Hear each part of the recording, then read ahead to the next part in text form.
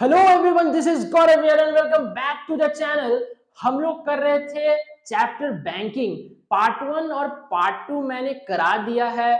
जिन बच्चों ने भी वो दोनों पार्ट नहीं देखा है, डिस्क्रिप्शन में आपको लिंक मिल जाएगा, वहां जाइए, लिंक ओपन कीजिए और जाके देखिए। And then after part 3 watch करना, देखना मजा आएगा, चीजें समझने में आएंगी तो मजा आएगा। चीजें जब समझ में आती तो मजा आता है। ठीक है, तो चलिए बिना देर किए हुए वीडियो को स्टार्ट करते हैं। Let's begin.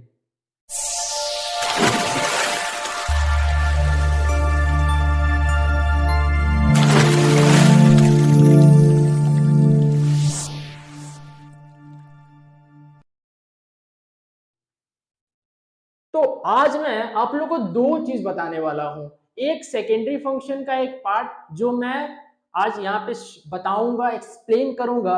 पिछले वीडियो में मैंने सिर्फ पॉइंट्स नोट डाउन करवा के वीडियो को वहीं पे मैंने स्टॉप कर दिया था। आज मैं कंटिन्यू करता हूं और नेक्स्ट पॉइंट बताऊंगा, how commercial bank can create money in the economy. Commercial bank money कैसे क्रिएट करती है इकोनॉमी में। तो बने रहिए वीडियो के अंत तक, समझे? Yes sir. देखो बच्चे, नाम है सोशल फंक्शन, आक्रमण। सबसे पहला पॉइंट क्या है? Increase in capital productivity. Capital का जो प्रोडक्टिविटी है ना सर, वो बढ़ जाएगा। कैसे सर? क्या बोल रहे हैं आप भी? देखो, जो बैंक्स है उसमें हम जैसे depositor means general public deposit करते हैं। जो सरप्लस मनी बच जाता है, बैंक उसको उसको उसको क्या करती है? कभी सोचा है? नहीं सोचा है सर। तो आज मैं बताता हूं, बैंक वो पैसा को, सरप्लस मनी को क्या करती है, वो प्रोडक्टिव एक्टिविटीज में उसको इन्वेस्ट करती है, जिसके कारण जो प्रोडक्टिविटी है, कैपिटल का प्रोडक्टिविटी है, वो क्या इंक्रीज हो जाता है। प्रोडक्टिव एक्टिविटी में आप कैपिटल इन्वेस्ट कीजिएगा तो ऑब्वियस है वो इंक्रीज होगा ही। समझे? तो सरप्लस मनी का ये काम होता है जो कि कमर्शियल बैंक करती है। क्लियर? एकदम से क्लियर। Investment promotion. देखो, यहां पे मैं कुछ चीज लिखता हूं। एक होता है fixed capital. What if fixed capital and the next one is your working capital. Commerce के स्टूडेंट्स इन दोनों वर्ड का मतलब बेहतरीन जानते हैं, फिक्स्ड कैपिटल और वर्किंग कैपिटल। क्लियर एकदम से? What do you mean by fixed capital, what is working capital? ठीक है, एफसी और डब्ल्यूसी। तो फिक्स्ड कैपिटल और वर्किंग कैपिटल को मेट करने के लिए एक मात्र उपाय है बैंकिंग सिस्टम। बैंकिंग सिस्टम एक ऐसा सिस्टम है जो कि फिक्स्ड कैपिटल और वर्किंग कैपिटल रिक्वायरमेंट्स को वो क्या पूरा करती है। तो commercial bank fixed capital working capital को मीट करती है, जिसके कारण इकोनॉमी में इन्वेस्टमेंट को प्रमोशन मिलता है, इन्वेस्टमेंट ज्यादा होते हैं। ठीक है? ठीक है सर। नेक्स्ट टॉपिक क्या है? Encouragement to capital formation. वही सेम चीज क्या यहां पे बताए थे? जोर से बताना। हाँ, करेक्ट, वही चीज। ठीक है ना, कि जो सरप्लस मनी है, जो तुम्हारा सरप्लस मनी है, उसको बैंक प्रोडक्टिव एक्टिविटीज में इन्वेस्ट कर देती है। प्रोडक्टिव एक्टिविटीज में इन्वेस्ट कर देती है। इससे क्या इकोनॉमी का डेवलपमेंट होता है। ठीक है? ठीक है सर। Increase in employment. देखो, बैंक होने से सिर्फ बैंकिंग सेक्टर में ही अनएम्प्लॉयमेंट रेट घटता है ऐसा कोई जरूरी बात नहीं है।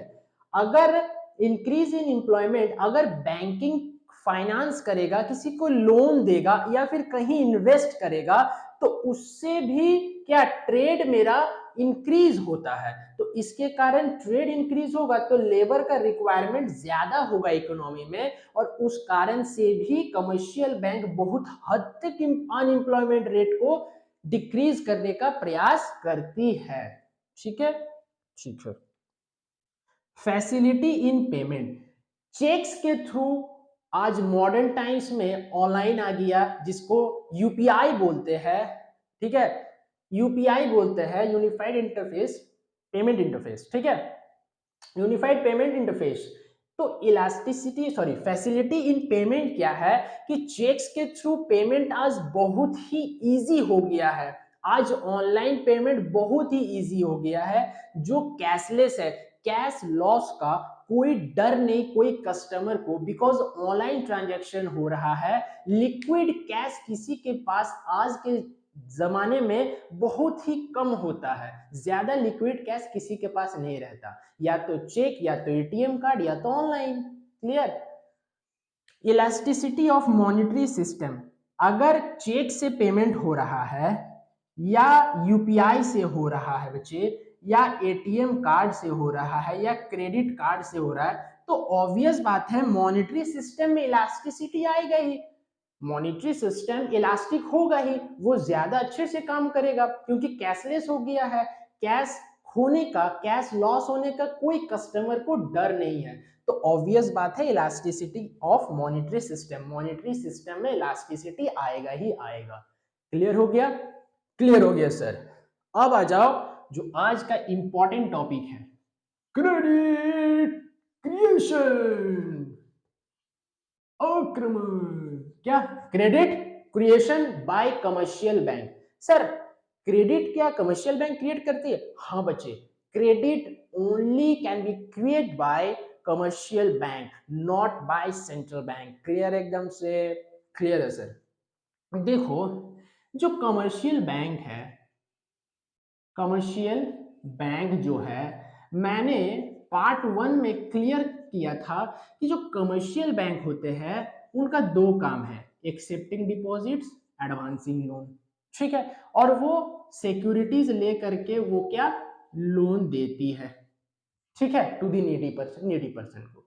अच्छा क्या बचे, जैसे मान लो कि एक बैंक है जिसमें 50 कस्टमर्स है और हर एक का अलग अलग अमाउंट डिपॉजिट है, उसका मैंने सम किया तो मेरे को मिला 1,10,00,000 रुपीज डिपॉजिट है उस बैंक में, और हर एक 50 कस्टमर है, हर एक का अलग अलग अमाउंट डिपॉजिट है, सम करने के बाद 1,10,00,000 रुपीज हमको मिला। ठीक, एक बात बताओ, क्या क्या हर कस्टमर अपना अपना पूरा पूरा अमाउंट डिमांड कर सकता है? जैसे मान लो मेरा वहां डिपॉजिट है 25 लाख, ठीक है, सेकेंड पर्सन का डिपॉजिट है 75 लाख, ठीक है, सॉरी 75 लाख, थर्ड पर्सन का डिपॉजिट है 50 लाख। तो क्या मेरे को बताओ ये जो तीनों पर्सन है क्या एक टाइम पे इतना डिमांड कर सकते हैं? जरा सोच के बताना। नहीं कर सकते। क्यों? एक टाइम पे इतना अमाउंट का जरूरत उनको एक साथ नहीं हो सकता। तो बैंक क्या करती है, मिनिमम, बैंक का पास्ट एक्सपीरियंस कहता है कि minimum amount of demand deposit can be demanded by the customer, कि मिनिमम अमाउंट डिमांड डिपॉजिट का कस्टमर डिमांड कर सकते हैं, इसीलिए minimum amount of cash reserve को वो कीप्ट करती है, एंड द रेस्ट अमाउंट क्या करती है, रेस्ट अमाउंट को लोन दे देती है। ठीक है? और लोन क्या प्रोडक्टिव पर्पस के लिए भी देती है, जैसे कि मैंने यहाँ बताया ना, प्रोडक्टिव पर्पस के लिए तो कैपिटल प्रोडक्टिविटी को वो बढ़ा देती है, प्रोडक्टिव पर्पस के लिए भी देती है। अगर प्रोडक्टिव पर्पस के लिए देगी तो वही डायरेक्ट कैश नहीं मिलेगा, कैसे मिलेगा, चेकेबल अकाउंट ओपन होगा उसका नाम से, उस कस्टमर का नाम से, एंड द लोन अमाउंट और sanction amount will be transfer to that account, and then after the customer can easily withdraw the amount by issuing check at any point of time and at anywhere, कहीं भी और कोई भी समय पे वो customer check के through उस अमाउंट को विथड्रॉ कर सकता है। ठीक है? अब कैसे मनी क्रिएट करती है, मान लो मैं यहाँ पे एग्जांपल लेता हूं, मैं तुमको 100 रुपया देता हूं, 100 रुपीज, क्या तुम इसको 1000 बना सकते हो? मैं तुमको 100 रुपीज देता हूं, क्या तुम इसको 1000 बना सकते हो? Is it possible to create 1000 rupees from 100? Yes, it is possible. How sir? देखो CRR है 10%, ये जो है cash reserve ratio, this can be fixed by the central bank, not the commercial bank. वो कमर्शियल बैंक फिक्स नहीं करती है CRR, वो कौन करती है? सेंट्रल बैंक, जो कि टॉप मोस्ट बैंक है। ठीक है? ठीक है सर। देखो फॉर्मूला क्या होता है, money multiplier equal to C R into 1/CRR। ठीक है सर। कैश रिजर्व है मेरा 100 इंटू 1/10% है तो 10/100। सॉल्व कीजिए इसको। 1000 into 1 into 100/10। 0 0 cancel. Okay, 0 0 cancel. 100 into 1 तो 100 इंटू 10 तो ₹1000। तो देखो मैंने 100 रुपीज से 1000 रुपीज बना दिया ना। तुम बना पाओगे? Yes sir. फॉर्मूला है CR इंटू 1/CRR। इस फॉर्मूला से मैं बना दूंगा जैसे आपने किया है। ठीक है, एक टेबल में बना के दिखाता हूं, उसमें गौर करना। मैं जरा इसको रब करता हूं बच्चे, देन आफ्टर मैं बताता हूं कि टेबल कैसे बनता है।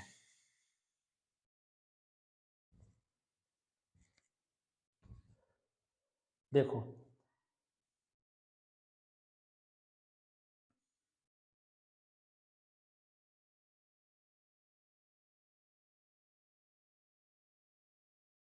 यहां पे मैं लेता हूं डिपॉजिट्स। ओके, यहां पे मैं लेता हूं लोन और यहाँ पे मैं CRR जो कि है 10%। क्लियर? तो डिपॉजिट मेरा क्या है 100। ठीक।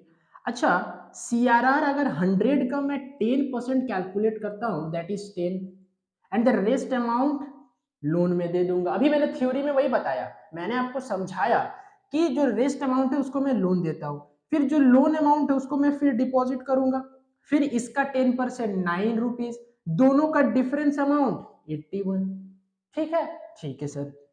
फिर 81 को डिपॉजिट करूंगा, फिर इसका पॉइंट में आएगा। तो ये प्रोसेस जो है ना बच्चे वो चलते जाएगा टिल टिल टिल टिल कब सर? जब तक ये जीरो ना हो जाए। जब तक ये जीरो ना हो जाए। तो यहां पे एक और कॉलम बनाना, यहां पे और एक कॉलम बनाना जिसको मैं कहता हूं क्या? स्टेप्स। स्टेप्स। तो ये 1, ये 2, ये 3 कंटिन्यू चलते जाएगा। तो number of step equal to नहीं पता। नहीं पता। नंबर ऑफ स्टेप्स नहीं पता। तो नहीं पता है एन फॉर नहीं पता। अरे कितना स्टेप में जीरो होगा पता है? नहीं पता है सर। तो इन लिखो ना, नहीं पता है। ठीक है। अच्छा, जो डिपॉजिट है वो मैंने कैलकुलेट किया, कितना होगा 1000। ठीक है।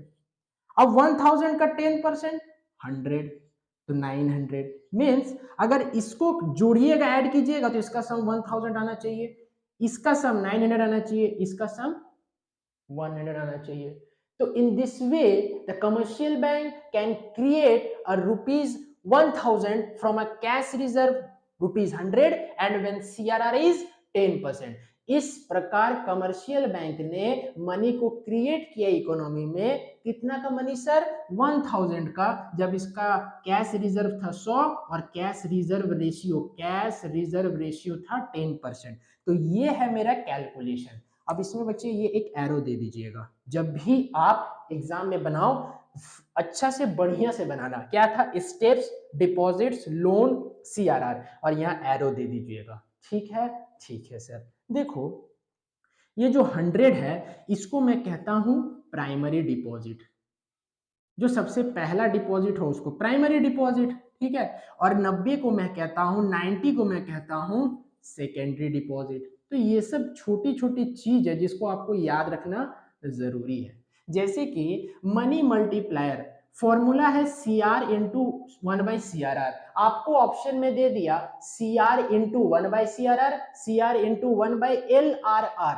LRR का फॉर्मूला फुल फॉर्म होता है लीगल रिजर्व रेशियो। इसके अंदर बच्चे दो चीज आते हैं, एक आता है CRR, एक आता है SLR। मैं फर्दर पार्ट में इन दोनों के बारे में डिस्कस करूंगा, बट एक क्वेश्चन है वो आप समझ लो। अगर क्वेश्चन आया कि मनी मल्टीप्लायर का फॉर्मूला, चार ऑप्शन मिला MCQ में, CR इंटू 1/CRR, एक मिला CR इंटू 1/LRR, एक मिला ओनली वन, और एक मिला नन ऑफ द एबव। चार ऑप्शन मिला, आप किसको करेक्ट करेंगे? 99% बच्चे बोल रहे होंगे C R into one by C R R, नहीं, C R into one by L R R. जब सी आर आर और एल आर आर दोनों गिवन हो तो एल आर आर को आप फर्स्ट प्रीफरेंस दीजिएगा, वो फर्स्ट प्रीफरेंस होगा। और जब सिर्फ सी आर आर गिवन हो तो सी आर आर तो सी आर आर, फिर तो वही ऑप्शन करेक्ट होगा। लेकिन सी आर आर और एल आर आर अगर दोनों गिवन हो, कैश रिजर्व रेशियो और लीगल रिजर्व रेशियो अगर दोनों गिवन हो तो ऑप्शन करेक्ट होगा C R into one by L R R. Clear? तो आज के लिए इतना ही। नेक्स्ट पार्ट में क्या पढ़ेंगे? सेंट्रल बैंक और उसका फंक्शन। क्लियर? तो रिवीजन करते रहो, पार्ट 1 पार्ट 2 देखो, तब तक रिवीजन करते रहो। बाय बाय, टेक केयर, मिलते हैं नेक्स्ट पार्ट में।